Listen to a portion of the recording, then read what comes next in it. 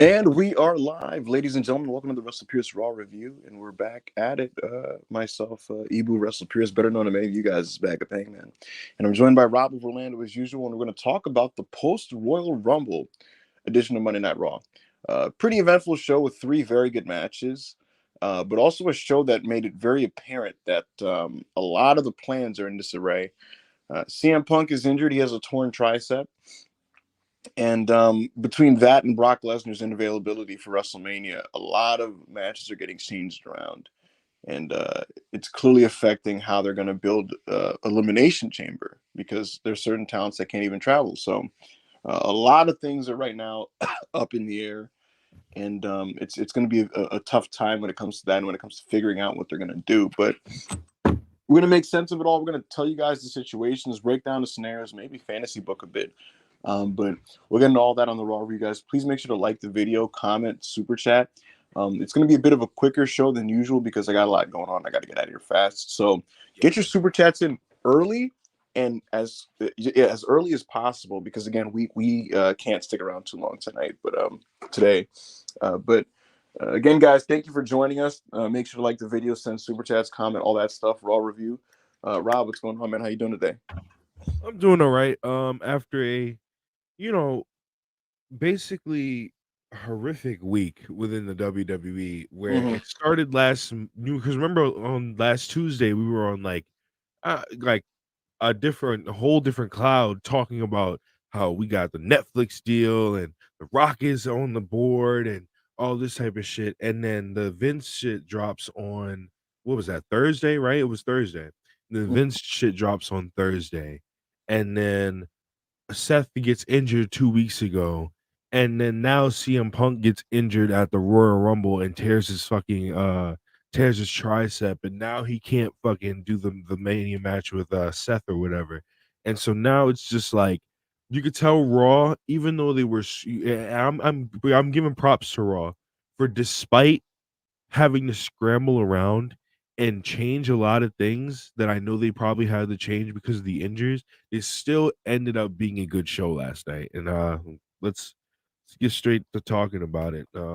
Yeah, that's the thing. It's one of those shows where, as an individual show in a vacuum, that we had some real nice wrestling on it, and the show really does benefit from Sami Zayn and Gunther being back. I'll tell you that, Rob. I know we were on this show a couple weeks ago, and it'd be a 3 hour show that struggled to fill those 3 hours. You know, Gunther wrestling an hour or two, and Sami Zayn wrestling in the main event is a big difference, and it's just a big difference from R-Truth and Miz tagging an hour or two and doing a Miz TV, and Damian Priest just kind of not really having what it would not really essentially having the facilities to put together a necessary main event on Raw. But yeah, I like the show, but I'm still very uneasy about the immediate future of the company's creative because um, CM Punk is hurt, and there are some pivot options that they can go to. But how do you go about achieving those pivot options? I know Gunther, for example, cannot travel to Perth, Australia. What do you do with that? Then there's the other thing, Rob, that the original plan for the Elimination Chamber was going to be the men's chamber is going to be a six-man match. The winner faces Seth at Mania. That was the plan. Punk was going to be in the chamber. There's going to be Punk, Sammy, Drew, and three other guys. How do you do that now? Because if Punk can't wrestle the match and you need a pivot option, what do you do the chamber anyway? And Sammy and Drew have a tie in the finish or some shit, or use some like fuck finish in the men's chamber? I don't know. I don't know how you pull that off. So we'll see what ends up happening. We'll see what ends up happening, guys. But again, super chats. We'll answer all your questions. We'll get into everything. CM Punk, Rob. CM Punk is a torn tricep. yes, He sustained this injury in the Royal Rumble pretty early in his tenure in the match. Tore it straight off the bone and let the referees yeah, know immediately. He tested it by doing the tricep test where he was trying to do the tricep push up, and he ended up having to wrestle that entire last stretch of Cody Rhodes with one arm, and he couldn't bump properly because of this and brace for himself. But yeah, he was going to face Seth Rollins at Mania. This would not happen because this injury is a 4 to 6 month recovery, Rob, and he needs surgery immediately. This yeah, cannot be rehabbed naturally like Seth Rollins. Seth Rollins I don't think he's going to get surgery on his meniscus knee. He already does not have a knee brace. So, um, so Seth is going to be okay for Mania, but is the answer for Punk? The answer is no. He's not going to be okay. He's not going to be available. So that throws WrestleMania completely all over the place between that and Brock Lesnar. Yeah. So I don't know what they're gonna do, but I'm gonna ask you first, Rob, before we get into Monday Night Raw. What's your reaction to Punk's injury, and what do you think is the right course of action when it comes to pivoting? Well, you know me. I sometimes, like yesterday, I got some of my jokes off and people weren't too happy, but I don't like that this has changed the course of, because despite what I might think about Seth Rollins as a wrestler in 2023, going into 2024, Seth Rollins has, I will say, with some of his matches that he's had with the world title, he and the way he's presented himself and the way he works so hard and does all these dates as the world champion, he has earned himself a WrestleMania main event, regardless of like what anybody might think about the fact. Like, he has earned himself a WrestleMania main event. So it's very unfortunate that he got hurt 2 weeks ago, but now it's even more confirmed that like he basically probably won't get his main event, and Rhea might get his main event now that Punk is hurt. Well, if whether that happens or not, we'll that will stay the course and probably see that. But and it's very unfortunate that now like Punk probably won't get his first main event back, but it is what it is, man. It's the wrestling business. Like, and Royal Rumbles, I don't know. CM Punk has always been like prone to get hurt in Royal Rumbles because 10 years ago he got hurt in the Rumble. He took a Mm-hmm. flying clothesline from Kofi and he got a concussion on the landing. So Mm-hmm. Yeah, he was cooked at the Rumble in 2014, and I know he's had some matches, but what I think he should have done, I think he should have at least had a match or two on Raw, just to like basically feel it out, get the feeling process in, because a lot of guys. That's how Trent Beretta got hurt his neck. He wasn't wrestling as much during the 2K, like the little 2K fucking what was it, the mocap, and he didn't warm up, and so he took a bump like with no warm ups, and that's how he fucked his neck up. So yeah, Samoa Joe got hurt doing motion capture, I think, too, a couple years ago. He got like a concussion from it, but um, that's the thing about Punk. I reached out to their camp, and that's what he believes. That's what he believes, Rob. He's of the opinion that once he got into the flow of wrestling every week and wrestling on the house shows, he wouldn't have gotten hurt because he would have been in the flow of everything.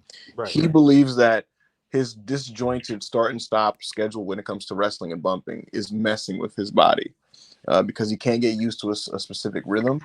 And so when you look at it, right, he was doing the collision matches, but then he had the last match with Joe.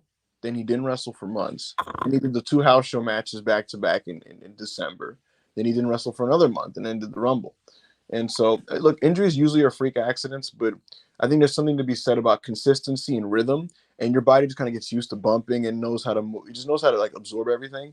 And I think there's maybe something to be said about inconsistent schedules leading to more frequent injury. Because that's what used to happen to Taker. It's like that's why Taker would have the bad matches at Mania, the bad matches, because he would get on his one match a year cycle, but it's like, brother, you can't wrestle one time a year and expect everything to go completely well, especially if you're not like having at least like if you're having matches in your little wrestling school or with your ring or in your garage or whatever, that's one thing, but like you're just doing a cycle and then coming out to wrestle, it's not gonna work, brother.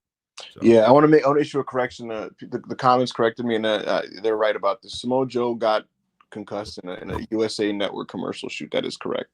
But yeah, man, that's the thing about it. It's just tough to establish a rhythm when it comes to that. Another news note: Kevin Owens fractured his foot on January 5th against Santos Escobar, and he worked with this injury against Logan Paul at the Royal Rumble.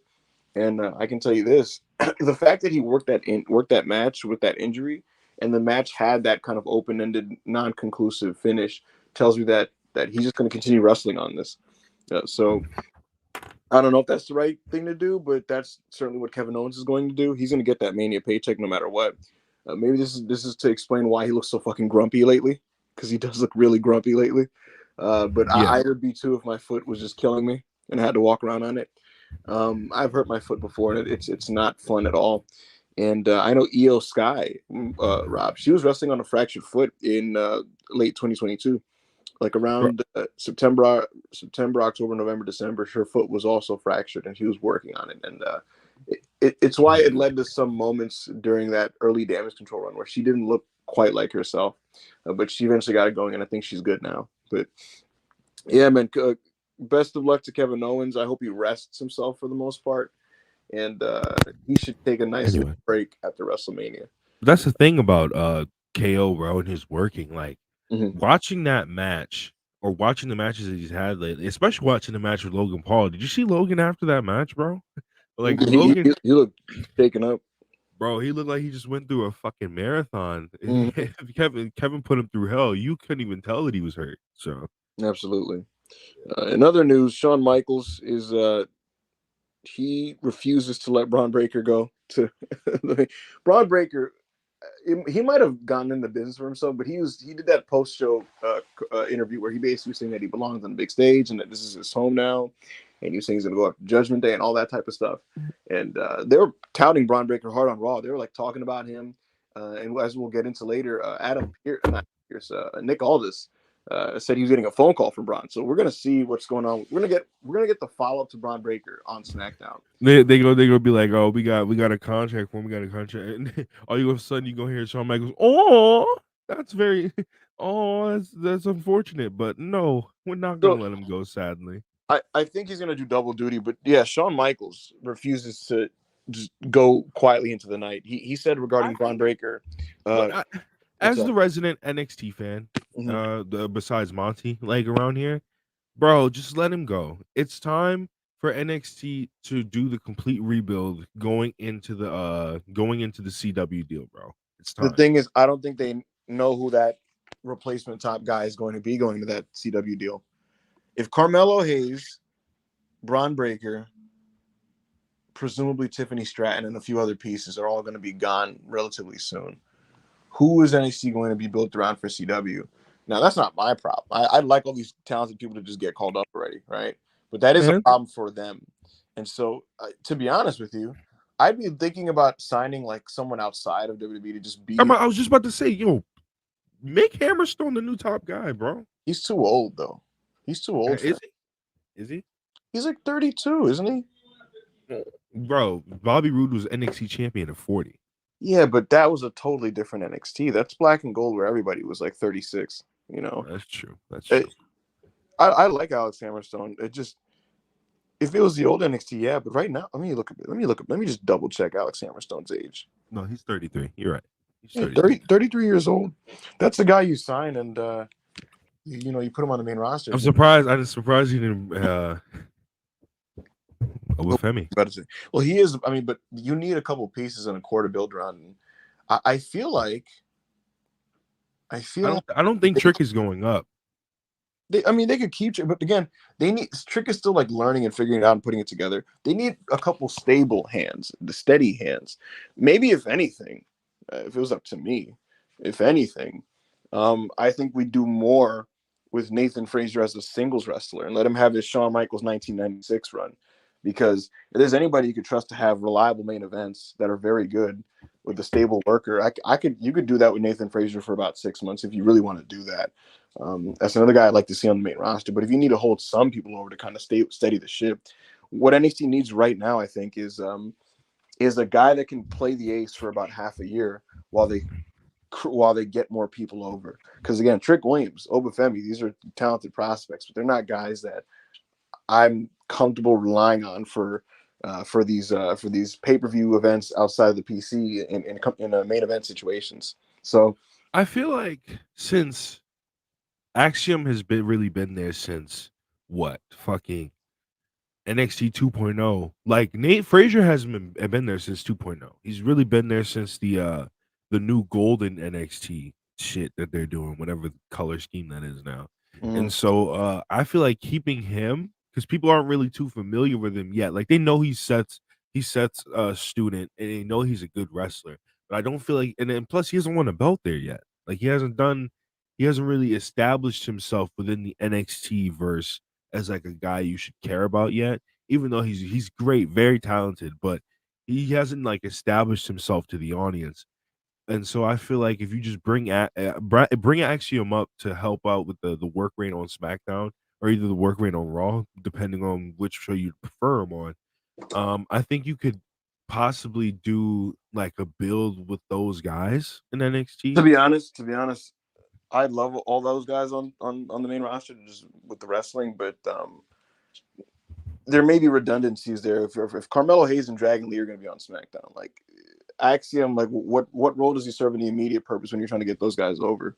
So for me, honestly, genuinely, I think the more I think about this, I think what you do is these talented but not quite pushed to where they need to be guys like a Frazier and an Axiom.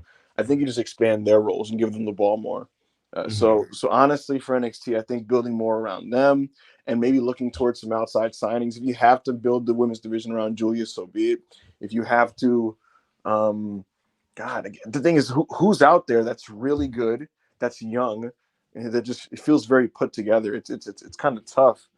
Um, That ass. it's tough. I don't know who that name is, who that guy is. But the thing is, Mr. Big Dude, bro, Tony D has been there since NXT 2.0 too. That's the thing. A lot of these guys are pretty much ready to come up, and that's the tough thing. It's like Sean did a good job getting these people ready, right? This generation, but I think the generation right under them aren't even ready to carry TV. So he's gonna have to stagger who comes up and who doesn't. So I get why he's clinging to Braun Breaker, but at the same time, Braun's been ready to come up. Just to give the people the information. Let me get you guys the exact quote that I lost here. Of course, I lost it. Let me find it again.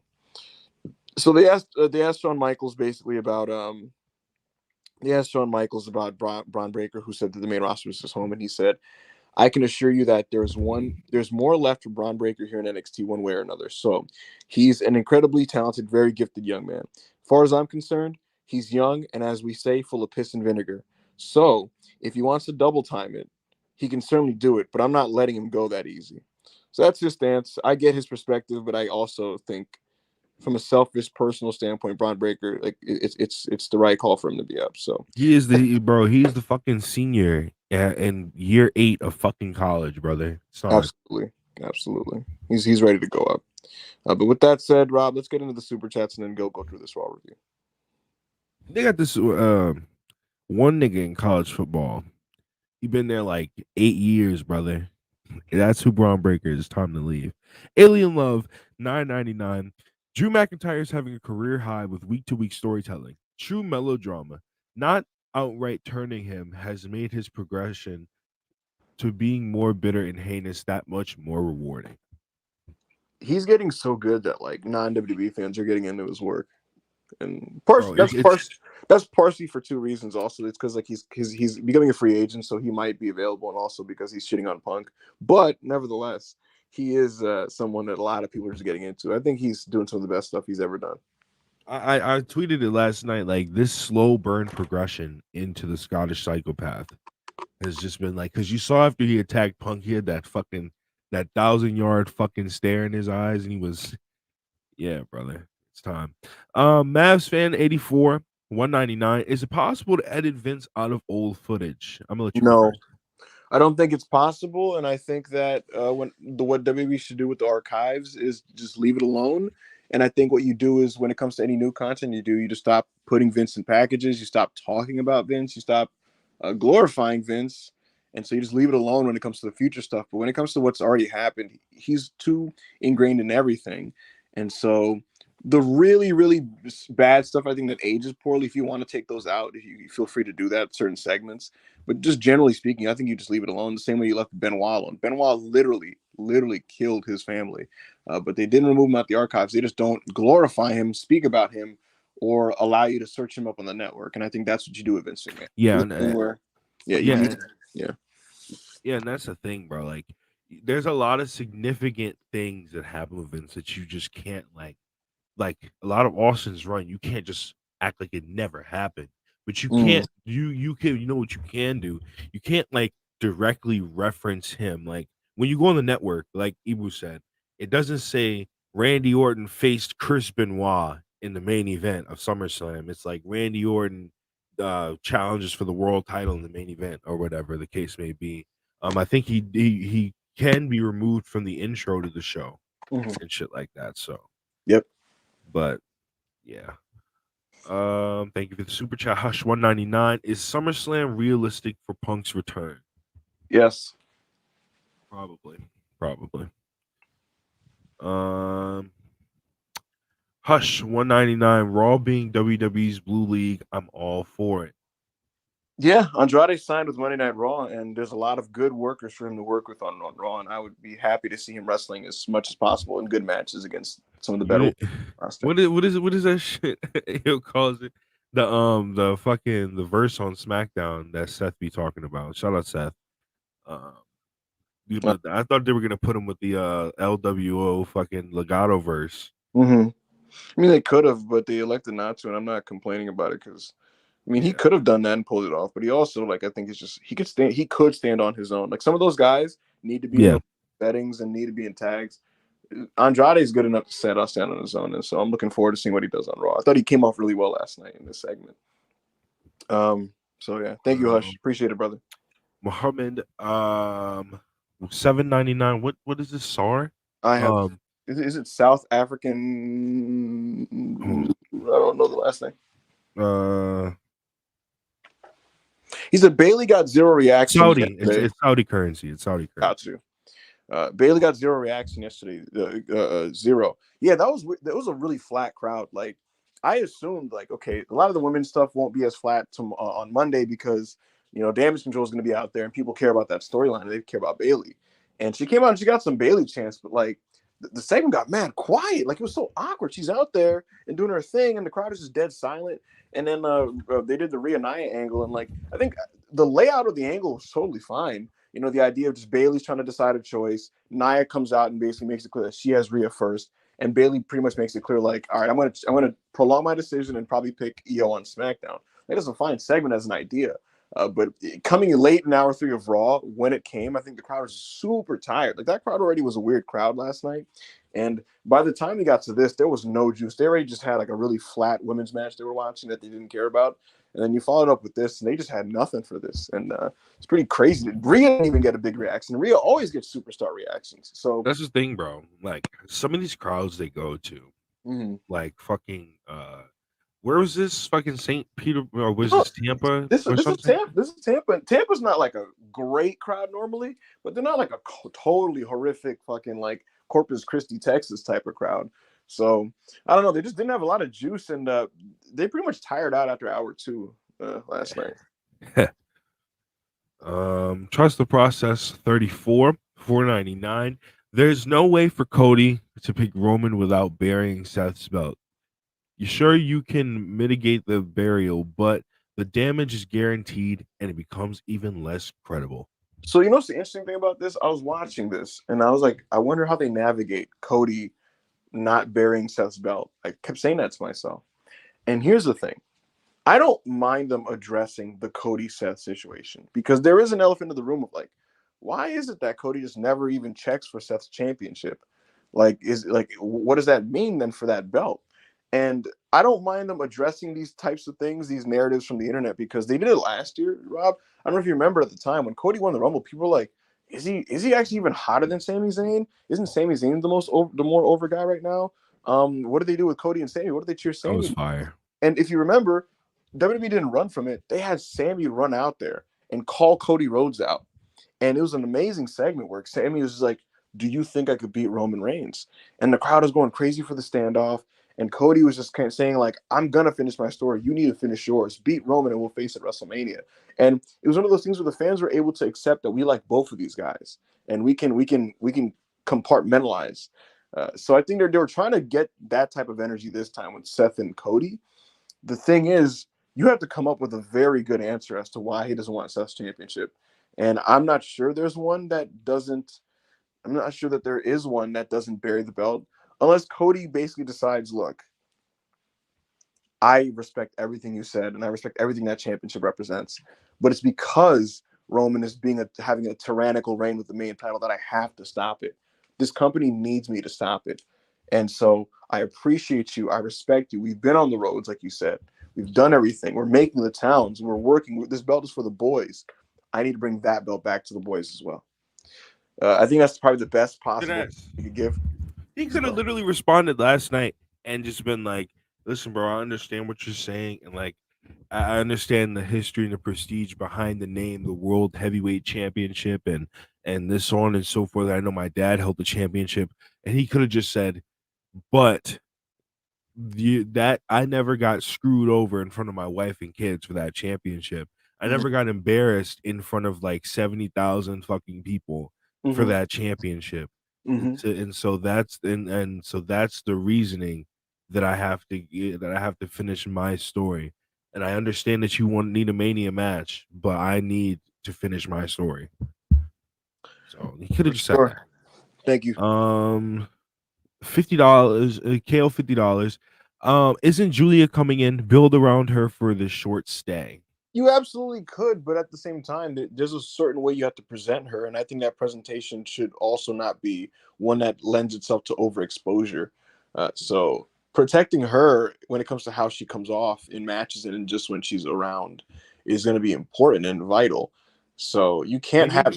You still need somebody to carry TV. Is kind of my point. You know. right. They need to present her like they presented Asuka and Io Shirai. Like they presented them like they were some of the greatest Joshis of all time. Like they presented Io like she was fucking like she was the second coming of Manami Toyota type Mhm. shit. Like so that's basically what they need to do with the Julia build. So some Ganda Chanko 35 Czar. Sean holding Braun hostage, lol. You think they put him in something bloodline related if he goes to SmackDown? Alvarez said they took note of Trick. Trick is super over. Yeah, I'd like to see Braun involved in the Bloodline because that stable has no juice to me right now. Nothing of interest. And the SmackDown main events have gotten repetitive, like where it's like every week it's just Babyface versus Jay, Babyface versus Solo. There's nothing left to do there when it comes to that. And so Paul Heyman getting more out of the Paul Heyman Braun dynamic would make this much, much more interesting because, like I said, the Bloodline are on their last fucking fumes, in my opinion. Uh, we're doing just fine. No, you're not. 2.5? No, 2 million. Kimberly, $2. Have you all acknowledged your tribal chief today? Hey No, man, no, and I yes never we will have. again. The Seems new Cody tribal chief, Rhodes Cody Rhodes. seems Cody Rhodes might acknowledge his tribal chief and take his dad's belt from No, what he he won't. said last night, but I don't know. Hush 4.99. Put some main roster people down to NXT. Cedric, Ashante the Adonis, and That's a good others. idea. Like some of the underutilized main roster wrestlers that are good and know what they're doing and relatively young, you could send them down to be aces. Cedric's a good choice. I'm trying to think of other people that you can maybe think would do this. That's what they did in 2019 when they were going up against AEW. They sent Finn down because they didn't know what to do with Finn. They Mhm. sent they sent a few people down to NXT. I'm trying to think of like who would be good options for this, like off the top of your head. Like Cedric's a good one. Um, Um, who it's else? hard to think of it, ever since the cuts. It's hard to think of like guys that just Yeah, don't 'cause get used. yeah, that's the thing. A lot of people do get used for the at least to a degree. So it's kind of tough. But like they were doing. See, here's the thing. Dominic was very helpful for a period when he was doing the double duty. Like that was big for NXT. They got to come up with another guy that can be that type of dude. That's some I could double duty. argue, I could argue the NXT tenure helped him get better. Yes, yeah, at least to a degree. It added to his like drawing ability 100%. Cedric's a good choice. God, I'm thinking of like who's like a guy that they actually push that could just do double duty. I'm trying to think of who that would be. Um, Um, I'll tell you what, if and when Chad Gable wins the IC belt, I wouldn't mind him doing both shows and just having good matches. Um, you could do that. Uh, I don't know. oh shit, Dragunov and Trick face to face should be beast. Yeah, I think it's pretty obvious. I don't think people think Trick Williams is winning the championship this Sunday. I don't think he is. I think Carmelo Hayes is going to screw him over, and then they're going to have a match at Stand and Deliver. That's what it looks like it's going to happen. Bro, send fucking Cameron Grimes down to NXT. He's Yeah, not getting he's used. not doing anything. He's not doing Yeah, like anything. he's not getting used, and then when he's getting used, he's He just losing all stops. the time. So yeah, You could do that if you wanted. All right. Thank you, Hush. bro, 199. Seems like NXT wants that guy to be Lexus King. Hey, It's it's just not going to happen. yeah, that's your opinion. But I have faith. I have faith. Hush 199. I assume Gunther / Imperium matches weekly now. I'd like that to be the case. I know that I was told that this year is going to be the year Imperium is going to be featured on Raw the way Judgment Day was the year before. Thank God. Bro, thank God. Well, don't oversaturate it like you did fucking Judgment Day though. Listen, I will happily oversaturate me some Gunther and Kaiser and Vinci. That you gotta pause on that, brother. Yeah, pause. All right, that's is it. all the yes, that is all the All right, let's chats get to for it. Let's now. try to wrap this up in about 30 minutes. So basically, No, that's not super chat. I'm unstarring these. So Raw opened up with the entrance of Pat McAfee, and Pat McAfee came out, and people are saying put Theory on NXT. I don't mind that. He's like 26, 27. You could honestly do that, to be honest.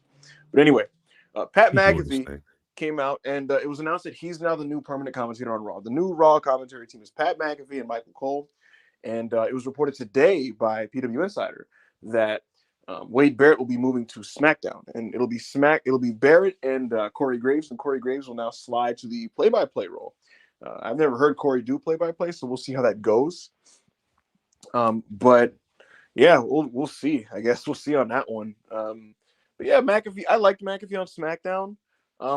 I haven't liked his guest appearances because now that he's out of the loop, he's totally just a gimmick commentator now, just kind of like being like, "Whoa, my God, man!"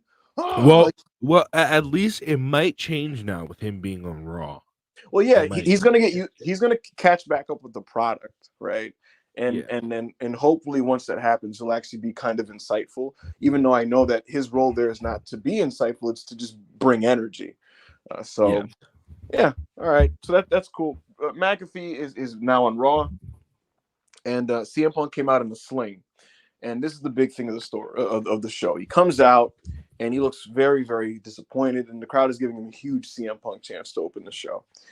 And he was saying that he doesn't really believe in luck, but he can't help but feeling really unlucky.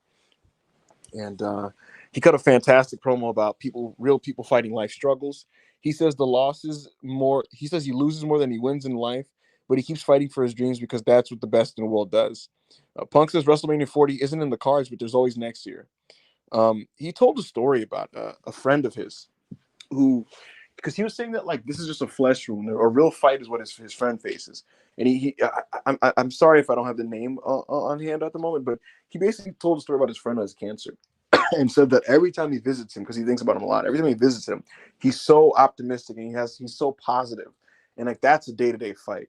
And that people who fight fires, people who fight cancer, like those are fights, and those are day-to-day struggles that everybody faces. He says like this injury is like just a flesh wound. And it's a very passionate promo. He talked about losing in the UFC. And frankly, I think this is the most heartfelt and just genuine CM Punk has come off in his WWE return run, in my opinion. So he cuts this whole promo, and again says that WrestleMania 40 is not in the cards, even though like that was his dream. He talks about how Punk was talking about like how like he welcomes things that scares him. Like UFC scared him. Coming back to WWE scared him. Leaving WWE scared him. He's saying that like he didn't want to leave, but he had to, and that it scared him, but he did it. And he's main eventing WrestleMania scares him. And he says it might haunt him for the rest of his life. Because I know if you listen to any Punk interview from 10 years ago, like the fact that he never main evented like ate away at him. So he said it might haunt him for the rest of his life, but he welcomes the challenge, and he's going to try to just see what he can do next year. But yeah, Drew McIntyre comes out, and my goodness, Rob, this guy comes out. He's talking. He basically said like, I stand by everything I said. You treated me horribly back in the day.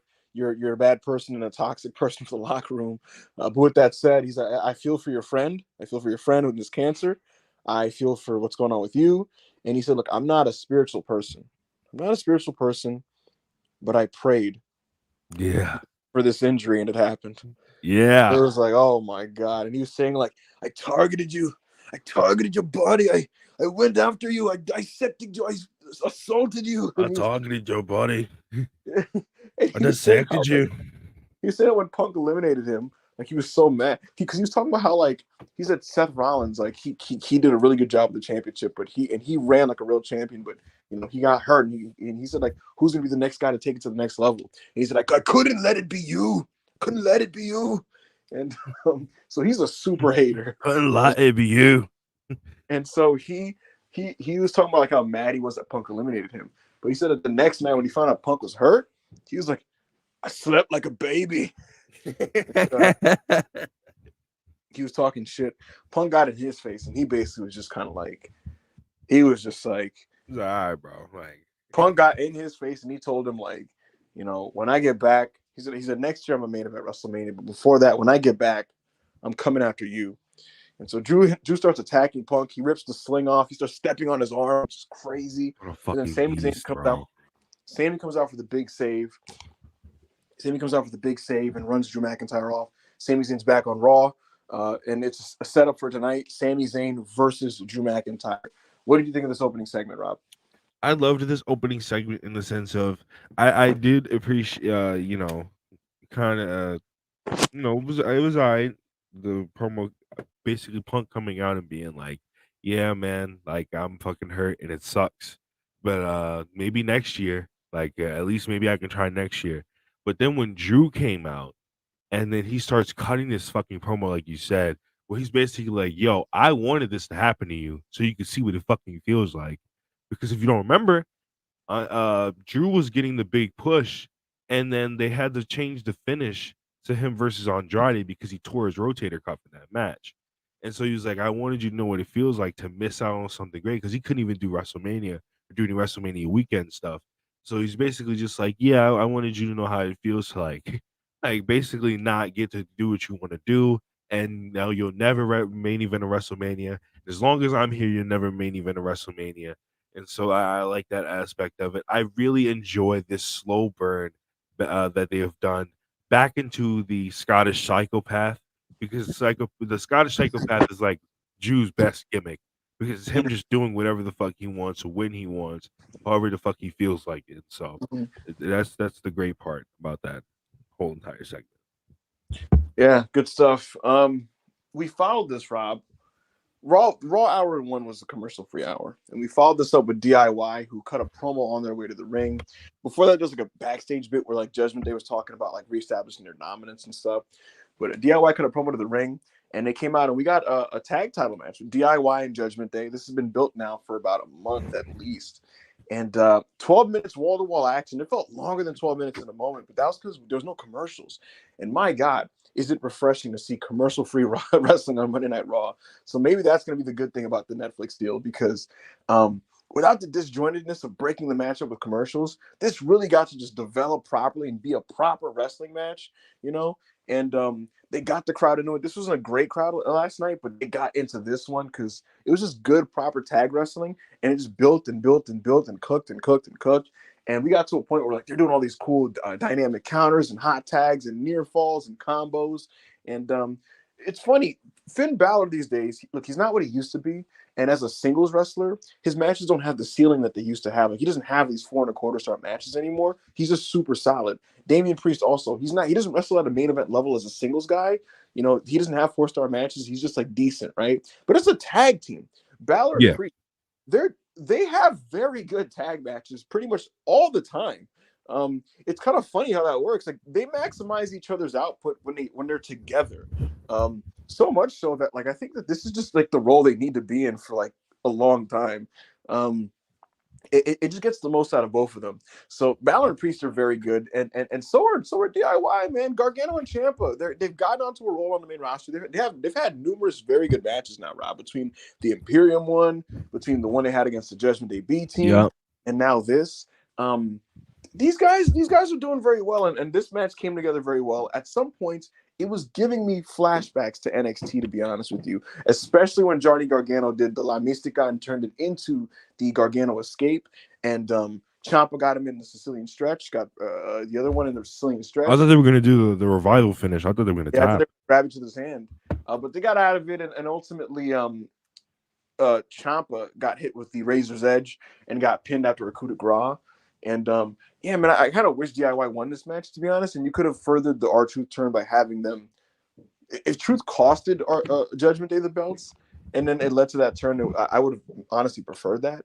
But Yeah, DIY did not win here. Judgment Day retained, and they were basically kind of cutting a promo, and then that led to the next phase of the segment. But when it comes to the match, what did you think of this, Rob? I was a big fan. I loved this match for the simple fact that, especially since it was commercial free, you can see how easy it is for good wrestlers like these to have 12 minutes, which is so crazy to think about, but it was literally 12 and a half minutes. And in 12 and a half minutes, you thought this was like a 20-minute takeover tag team epic. The way that they laid this out and the way that they did this match. I thought they really helped get Johnny over. Essentially as much as it helped get Champa over. Like you said, Finn and Damien are really good tag team wrestlers. Like there are wrestlers that are great wrestlers, and then when they get old, like Balor, when he gets older, he phases really out of the good singles wrestler role, and he phases into the good tag team wrestler role. I think Damien has always been the good tag team wrestler, and so it's basically just like them getting to the point that they are from literally 6 months ago. They were coming out to fucking like silence. It's awesome. So Yeah, yeah, for sure. Good stuff. And in the post match promo, Priest is celebrating. Dominic and JD McDonough come out, and they're all kind of just like taking their victory lap. And then Priest is talking about how Judgment Day is a family and all this and that. And he calls our Truth out. And Truth is thinking he's part of the family, and he's like talking all this our Truth nonsense. And ultimately, Priest tells him, Truth, here's the thing, you didn't let me finish. You're not a part of the family because you're not in the Judgment Day, and you never were. And he said, I like you, so I'm not going to be the one to do this to you. But and that's when JD McDonough hits him from behind, and they jump our Truth. JD McDonough, Yeah, they jump our Truth. They're beating him up, and yo, Miz comes out for the save. Miz gets stomped out, and Judgment Day stand over the Awesome Truth. So we'll that see where nigga this JD goes. McDonough put some stank in that. Yes, he did. He elbowed the hell out of the back of Truth's neck. But looks like we're gearing towards a Awesome Truth versus Priest and Balor match. I'd like this to be wrapped up imminently, whether it be on TV. If you have to do Elimination Chamber, that sounds ass. But what I don't want is for this to lead to Mania. I think that would fucking stink. And I think that'd be a misuse of the tag team championship, especially during the time when the division is as strong as it's been in a long time. Yo, awesome, But awesome truth. Cinderella story tag title win at WrestleMania will be disgusting. yeah, that sounds like some Vince McMahon 2021 bullshit. So the division right now is too talented. That sounds like something they would do in the tag division has no depth. But there's tons of depth in the division Bro, now. I really hope not. it's like when in the revival. I mean, shout out the revival. I missed the revival, but it's like when the revival like had that tag title reign, and then they gave their tag title reign to fucking Zack Ryder and 200 plus loss fucking Kurt Hawkins for literally just no reason, just because they needed a tag match on the show. Tag wrestling was pathetic, and Yeah. now that tag wrestling has some prestige in the company again, and these belts mean something, and there's tons of good tag wrestling every week. You're doing yourself with your company a disservice by building the division's main title storyline around this. I get that Arsenal Truth are unfortunately over with this audience. Um, Somebody asked, where did the creeds go? I don't know. It's one of those cycled in and out things. But I know that Brutus hasn't been wrestling recently, so he might have sustained a mild No, injury. he did. He wrestled actually last week on the main event Was of it, the it was Raw that both? was at. They both wrestled. No, it was Brutus versus the Riley Osborne. The no, not Riley Osborne, the deaf guy in Miles Catch Point. Bourne. Miles Yeah. Bourne. All right. Well, either way, yeah, I'd like to see them come back for sure. I'd like to see the Creeds. I think honestly, the tag belts could warrant like a TLC match at Mania. To be honest with you, I would not mind a big blowaway match with a bunch of the tag teams in one big match, just going crazy. You know, 4 tag teams in there. You know, you could do DIY, Judgment Day, Creeds, and the New Day or something. And then you just have this big kind of just knockout, drag out match or something like that. But yeah, so we'll see what happens. After this, Rob, they did a Zoe Stark and Shayna Baszler versus Chelsea Green and Piper Niven match. This was extremely short. I think it lasted only 2 minutes, and the shooters got the win. And it was so emphatic that it made it very clear that Shayna and Zoe are going for the women's tag titles. So that'll probably be the next big major match for the Kabuki Warriors. The only thing is, who am I supposed to cheer for in that match? Because Shayna and Zoe feel like heels, and so are the Kabuki Warriors. And I don't know what the crowd's going to do with that action, but I do know that Shayna faced Kyrie before, and I know their chemistry was pretty good. So we'll see what happens Yeah. there. Shayna and Kyrie have really good matches, and Zoe Stark and Oscar are still really good. So Mhm. Cody Rhodes came out for an in-ring promo, and he was just basking. And the crowd did get into him. They were chanting Cody. They were chanting, "You deserve it." He had Samantha Irvin re-announced himself as a 2023 and 2024 Royal Rumble winner. So he was feeling himself. He was so excited, so happy. And he was saying, "Let's get to business. Let's make it official." At WrestleMania, and right before he could officially declare that he's challenging Roman Reigns, Seth Rollins comes out. And, you know, it was like, what the fuck's going on here? And essentially, Seth Rollins pleads his case and tells Cody, "I want you to challenge me, not Roman Reigns." And Cody has this confused face. He is flabbergasted. He's like, what the hell?" And Seth Rollins' reasoning was essentially, he's like, "Look," he basically was saying that, like, we brought this championship is for the boys. This is for the workhorses. This is for the guys who, like, were here. This belt was created because Roman Reigns would be gone 2 weeks, multiple months. Sometimes every few months he would come back.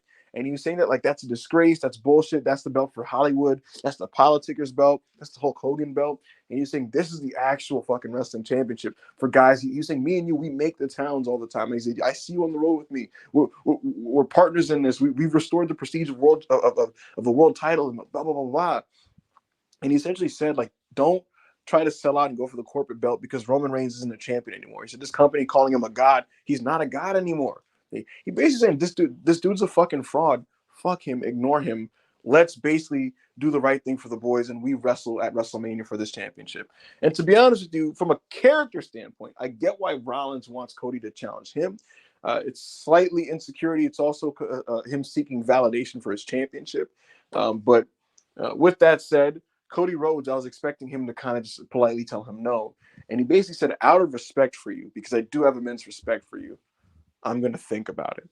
And that's where we left off. And like I said earlier, I get them wanting to address the elephant in the room, but it's going to be very difficult to navigate how you do this without burying Seth's championship.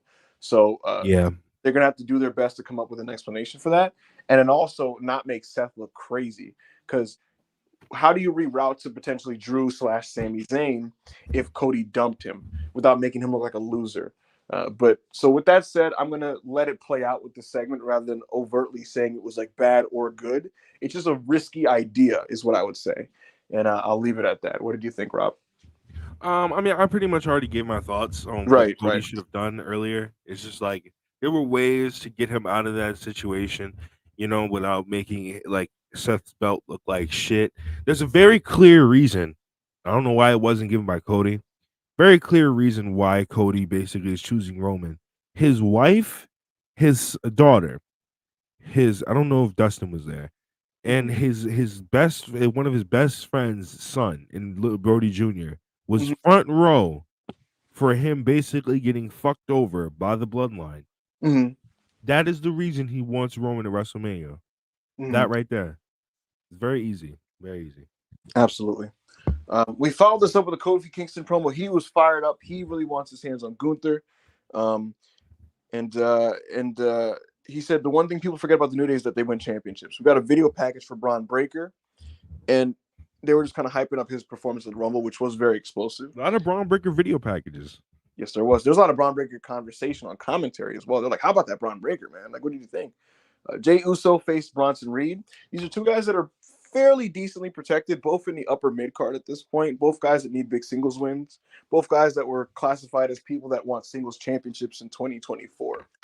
So I didn't expect the finish here, to be honest with you, because I think Bronson Reed. I thought they were going to protect him going to Australia, but I do know that Jey Uso is main event Jey Uso, and so if he didn't win here, it would really feel like he's been de-emphasized lately when he's supposed to be a pushed guy. So they just went with a clean finish, which you know what I respect it on some level because I'm not big on 50-50 booking. And look, if you pick one guy that you think is above the other guy, then fucking just go with him. So they chose Jey Uso. Jey Uso got the clean pin here. The match was standard. Crowd was into Jey and he got the win in the almost invisible WWE rankings. It feels like one of those things where they were tied for fifth seed, and Jey Uso, what's it called? He essentially kicked Reed down the standings. So that was the deal with Jey Uso and Bronson Reed. I don't know if you have any thoughts on this, Rob. No, not really. I mean, it was a fine match. You Mm-hmm. know, don't understand why on Saturday they eliminated Andrade with Bronson Reed and then he just got pinned. But Yeah, that's the is thing what because it it's like is. you could have done a sing. So here's the thing because you could have had Andrade then beat him in a singles match as the revenge for the elimination, but you already took the edge off that because Reed already got pinned by Jay. You know what I mean? So it's going to be tough to heat that one back up unless you just ignore it and have Andrade do something else. But It would he had make a more sense. We need to see more Bronson Reed matches. And the reason why I say this is Bronson Reed is always in promo packages talking. And sure, like you brought it up to me when we were watching Raw last night. Um, you said like he doesn't lose often, but the thing is, just like we don't see him wrestle very often. You know what I mean? So it's just like we yeah, he doesn't lose. He hasn't lost in a while because he hasn't fucking wrestled in a while. they were originally going to do Rollins versus Bronson in Perth, Australia, but that's not going to be able to happen. You know what I think they should do, honestly? They should probably blow off Bronson Reed Ivar there. They should do a Viking rules match on that show. I think I would have Bronson beat Ivar on a Viking rules match on that show in front of his home country. But so that was that match. The Titantron that he walked out with, the new Godzilla one, was very frightening and off putting. Backstage, we had a very interesting video segment.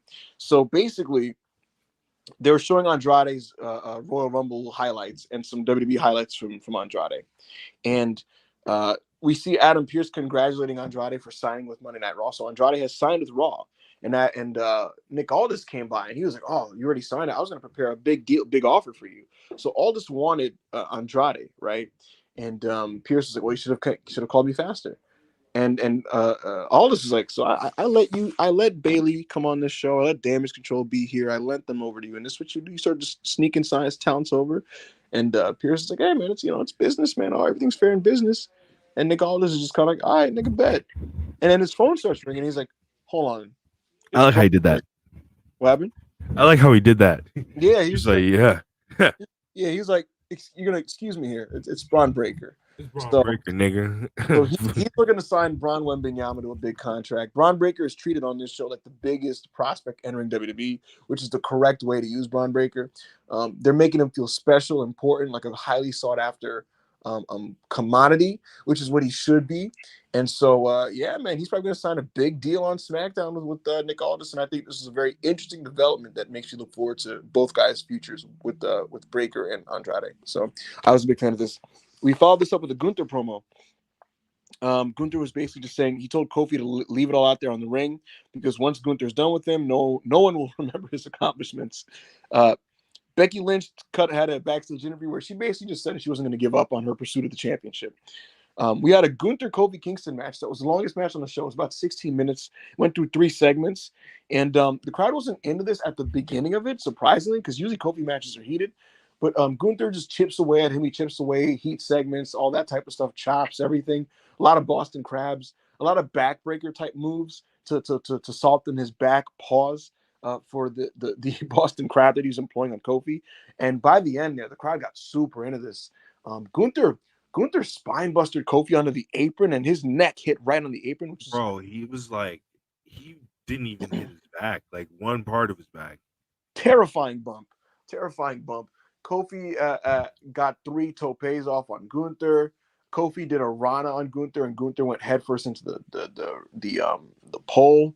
Kofi did I believe it was a jumping like steamboat chop on Gunther's body was laid on the ring steps, and Kofi basically kind of chopped. He jumped off the barricade and chopped him onto it, which is a cool spot. He rolled Gunther into the ring. He got the jumping like boom drop on the top rope. Big near fall, wasn't the finish. Um, Gunther hit him with various lariats and combinations, but Kofi Kingston got to hit him with an SOS, which is a really great near fall, pretty electric closing stretch. But ultimately, Gunther went into that Akuma mode, Street Fighter Akuma mode, Raging Demon. He just hit him with his barrage, the drop kicks, the lariat, the sleeper, the power bomb, the Tenryu style folding power bomb. Fucking dropped him on his head. Yep, Fucking sleeper suplex. Yep. So Gunther finished him off with that combo and got the win here. No surprises. Kofi was never going to win this match, but it was a very good match. And like I said at the top of the show, Monday Night Raw is better when Gunther and Sammy are around because you can bridge the 3 hours with elite talent. 3 hours is too long for any wrestling. It's too long for any wrestling show. No wrestling show should be 3 hours, Rob. Monday Night Raw is essentially the length of a pay-per-view. Right. But if you're going to have a 3 hour show, for it to have a prayer of being good, you need to bookend every hour with elite talent. So Gunther being the hour 2 wrestler really helps, and I thought this match was really good. What did you think, Rob? Yeah, I love this match. I love that they gave Kofi Kingston another spotlight in the year of 2024 to basically show that he can still while he's not prime Kofi or by any means or any stretch of the imagination, he can still go in the ring with some of the best talents or some of the greatest talents on the roster. I love all of Gunther's heat sequences. He's probably got the best heat sequence in wrestling. And yeah, it was a really good match. I'm very, very interested to see what they do with Gunther going into WrestleMania. So Absolutely. I thought it was very good. And then the post-match angle, Kaiser and Vinci started beating up on Kofi. Xavier came out for the save. He gets beat up by Kofi. Gunther's laughing at the ramp, and Imperium come out, and they're all on the same page, and they're celebrating. And Imperium stands tall, and they stand dominant. And listen, if as a viewer, it feels like it's hard not to think of Biggie and be like, is Biggie the guy to come out to save this? But I don't know. Maybe it's too good to be true. Sami Zayn had a backstage interview, and he essentially said that it's tough, but Drew needs a reality check. And he basically said he's going to put a stop to Drew in the main event. We got a Kabuki Warriors versus Natalya and Tegan Knox match, and not only was this bad, there was no heat for it. Just a bad wrestling match I that the didn't crowd see didn't any of care it. about. So. Tegan Knox is a shell of herself, to be completely honest with you, and it was really sad to see Natalya on the apron just trying to get the crowd to chant for her. She's doing claps and she's like Tegan to get the crowd to give her anything, but it's like there's nothing to care about there, and so this just didn't come together in any way. A far cry from just the match that Kabuki Warriors had on Friday, which was on SmackDown, because they faced Kaden and Katana, and that was a fun and good wrestling match. This was not. This was really bad, and it had no heat. And the Kabuki Warriors won with their finish, which was the Scorpion Death drop, elbow drop combo. Following this, we got the angle that we spoke about earlier, where basically Bayley came out. She was going to decide who she's going to face. Nia attacks Rhea Ripley, and she Nia beat the shit out of Rhea beat the Ripley. shit out of Rhea Ripley. It looks like Rhea versus Nia is the Australia match, which I don't have a problem with, and we've spoken about this before. So I think that's going to be pretty interesting, that matchup. Regarding Bayley and Damage Control, the crowd didn't really care about this. They were super dead by this point of the show. Bayley looks like she's going to make her decision on SmackDown, and the camera pointed at Io, who looked very nervous and just kind of like wary about what Bayley's about to cook. So we'll see what happens here on SmackDown. But we followed this with Kaden and Katana having a backstage interview, and they're going to face the Kabuki Warriors in a rematch on Raw. That should be good because the first match was good, so we'll see what happens there. And yeah, Drew McIntyre had a backstage interview, and we had the main event of Raw. This was shorter than normal Raw main events. Usually Raw main events are 3 segments. This was 2. But it's Drew and Sammy, Robin. These guys just always cook, you know. They did picture in picture for the commercial break. So you missed like they were doing like fighting spirit chopping spots in the commercial that I wish we got to see, because Sammy was like taking the chops and kind of like shaking his head and trying to power up and shit. But yeah, they're doing the fighting spirit and all that type of stuff. And yeah, they come out of the commercial break. They're going back and forth. A lot of cool counters, a lot of really fun stuff there. There was a moment, we got a cool camera angle where Drew had Sammy at the top rope, but Sammy turned it into a sunset with power bomb. He had a lot of cool moves. There was a superplex. Sami Zayn got him with the tornado DDT, lucha style. Sami Zayn tried to get him up for a brain buster. Drew reversed that. Drew did a sit out jackknife, I believe, power bomb, which is super cool. He got him with the what's that move? The Celtic Cross, that kind of like the one that he has you like diagonally on the back. Air Raid Crash. He got him with that one. And yeah, man, Sammy got him with a haluva kick. But when he was going for it, Drew hit him in the nuts. It was a very creative nut shot. And then Yeah. Drew just hit him with a claymore and won the match. I was surprised this had a finish. I thought they were going to go to a finish, but they did. I guess they just feel like they could beat Sammy because he's just going to be over no matter what. But yeah, Drew got the finish. He looked dominant, and he's just producing some of the best work of his career. So I thought this was a very good match to close Raw. What did you think, Rob? I love the way that they didn't have Drew outright hit him in the nuts. They was basically just like, oh, it was a quote unquote, it was an accident, Mm-hmm. whatever the case may be. I like the way they did that. Drew and Sammy have great chemistry for whatever reason. They just every time they get in there and they start slapping each other and punching each other and chopping each other, it's really good shit. Hopefully they get involved in doing something together at WrestleMania. Because that would be really, really good, whether it's a singles match or whether they do something with the world title. You know, like I really enjoy the dynamic of Drew and Sammy, and whether or not Drew stays, I would love to see what goes on with Drew and the world title and Sami Zayn. So I agree, and I'd also love Sami Zayn to win the world title if that was possible. So we'll see what happens there. But a good close to a Raw that I thought in isolation was a good show, even though there's tons of uncertainty surrounding the future of the company's creative leading to WrestleMania. So we'll see what happens there. Do we have any super chats, Rob? yes, we have So, what's so, up? so go ahead. I was gonna say Will Chisholm $5. Do the Wait, people in wait, it? wait, wait, wait, Go wait. ahead. So here's the thing, guys. This is your last chance to get super chats because we're gonna get out of here early. So get them in now because this will be the final opportunity to go. So go ahead, Rob. Will Chisholm $5. Do the people in NXT know how big a deal the fans look at Julia? So HBK or whoever give them the what does that say? The what? That's not Gimmick. Will you? gimmick. That's give Okay. them a gimmick that's not stupid if she goes NXT. I genuinely think she will not be a victim of the NXT gimmick machine.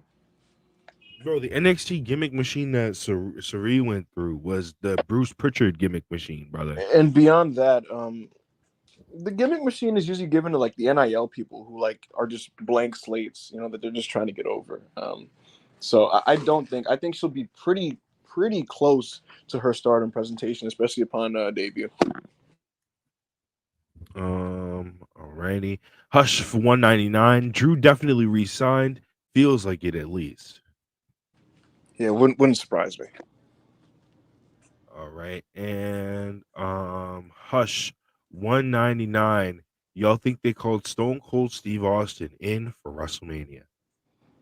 It would be kind of short notice for him to prepare for something, but who knows? I don't know who you would do that with though, because it's like if that was the case and like Seth injury is worse, the one person you could see it happening with was CM Punk, Mm-hmm. That's the and thing. like If that's Austin not was going to happening. wrestle, it was going to be for Phil, and Phil's not going to be able to make Mania. Yeah, so yeah, um, that's all the super chats for this episode. I'm pretty sure. All right, we'll give people another minute to get anything in, but yeah, Yeah. we'll see what happens. We'll see what happens with this whole situation. I'm leaning towards what I would like, Rob. I would like them to do Rollins versus Drew versus Sammy. I'd like Gunther to finish his deal with Gable, and then with the tag match, I would like them to do a multi-person tag match. And yeah, like I'm just thinking about where everybody slots. The only people I can't figure out what they should do and what they will do for Mania is Kevin Owens, Randy Orton, and LA. No, Knight should face Logan Paul. Randy Orton, I'm not sure what he will do. Same with Kevin Owens, but I guess we'll see how this thing comes together. I don't know what you think about that. Yeah, I'm very interested to see what they do with the world heavyweight title. I like you said, I really think like the match with Ivar got me re into wanting to see Gable finish his story with Gunther. Mm-hmm. And I just don't know what you do with the world title. I just don't know. Mm-hmm. Yeah. Yeah, time will tell. Time will tell. But folks, that was the Raw review. Able to finish it. Oh boy. Barely here, but it's not happening. I'm not flinching. Look, bro, I'm at work, so I can't do my whole yelling gimmick or anything. But I'm exposing Ibu live on air. I was on call with this nigga last night, and he ranted for 30 minutes. This is a shoot, by the way. If I'm lying, I'm dying. Rob was there. Ranted for 30 minutes. Shook, scared, pissing down his leg. Oh my God. I can't believe this is happening. Oh my God. Seth, don't do this. Oh my God. Cody, please, no. Don't do this, Cody.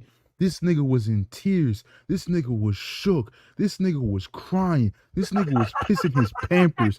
He said, how do you say no to all these things Seth Rollins is saying without completely burying this belt? Ibu said, if Cody is going for Roman, why do you do this segment? Just for him to piss on quote unquote Dusty's belt. Again, if I'm lying, I'm dying. Ibu, have I told a single lie yet? Sometimes in a moment, you're not thinking straight. With some clarity, I slept on it, and I'm not flinching. You see, the thing is, Ibu, right? You can't cry for almost an hour and then be like, you know what? Actually, I'm not flinching. You are flinching. You are flinching, you bitch ass nigga. Ibu will go on the timeline and be like, no, and then be like, not flinching. We not flinching. It's sad, bro. It's sad that Ibu could just cry and cry and cry and then turn around and be like, actually, I'm not flinching. And then if Cody does win the WWE title at WrestleMania, Ibu's bitch ass is gonna get on the timeline and say it was never in doubt. It never was. It never was in doubt. It never was in doubt, nigga. Nah, bro. We got tweets to prove otherwise. Dwayne is gonna be an enforcer. Look, bro. They say Ibu always switching up depending on the day. That's cap. That's cap. Nigga. Dwayne said, should I sit at the head of the table? And you had a panic attack for 10 minutes on the time. Bro, he was holding his chest. He held his chest and collapsed like he was Tony Soprano looking at Uncle Ben's. That is crazy, though. That nigga Tony did not like. But yeah, flip flopper, bro. Yo, come on, bro. Come on. This is unnecessary. Yeah, that's crazy. Wait, what did it say? It said let Ibu. We don't do LeBron slander. We don't do LeBron slander. Don't talk about my glorious king like that. Facts. Listen, we're not flinching. Ibu wanted to cardiac arrest on the Rock show. Look, Ibu, I didn't listen to the beginning of the podcast, but I want you to succinctly, like, why do you think this is going on right now? And since you're not flinching anymore, let me know why you think this is going on right now. Two things. I think that this was an elephant in the room and the thing that everybody was talking about that they felt like they needed to address. And they've done this many times before. Last year, it was like, oh my God, Cody's not as over as Sammy. Sammy's actually the story with the bloodline, not Cody. And what they did, they had Sammy run out on Raw and go, Cody, come out here. And they basically laid their cards on the table and had a segment where Sammy was like, do you think I could beat Roman? Are you looking past me? And Cody's like, no, I think you're one of the best wrestlers in the world. He's go out there, go beat Roman, go finish your story, and then we could wrestle at WrestleMania. And it was a nice way to kind of ease fan tension and concern. And so I think here, there's always been the lingering thing of like, Cody's the ace of the show, but the guy holding the belt is someone he's never looked at. Why is that? And so I think for Seth's character, it's necessary for him to be like, yo, so what's going on? Like, you think I'm a chump? What is this? Rob, am I smoking crack? Or has this been addressed by Cody Rhodes on multiple occasions, on air and in interviews? In interviews, yes. On air, he just does the thing of like, my eyes are on Roman, essentially. Like I'm trying to finish my story. I don't know, bro. This elephant don't look like elephanting. I don't know, bro. I think what Cody's delicious. What Cody's gonna have to tell Seth is, look, all respect for you. You have brought that belt back to the boys. You're doing a great job. You do make the towns with me. but it's because of the fact that we have to do this away from this tyrannical reign that I need to go over there and stop it to save WWE. I think he has to tell him something like that. And for Seth to not look like a dork, he needs. Why has Cody been on logistically, like, from the writer's point of view? Why has Cody been on Raw this whole time? If he's in direct contact with Roman Reigns for a whole year, it's going to be impossible to keep them away from each other every week. It's way too impossible. Bro, they kept it possible to keep him away from Seth for an entire year. That's different. They're both baby faces, you know. All right, bro. It's true. It's true. Like, I'm out of here. Either way, bad. Either way, not flinching.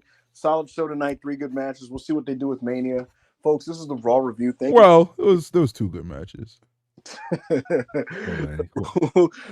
Folks, we'll see you next time. Thank you so much for supporting and watching, and we'll catch you next time.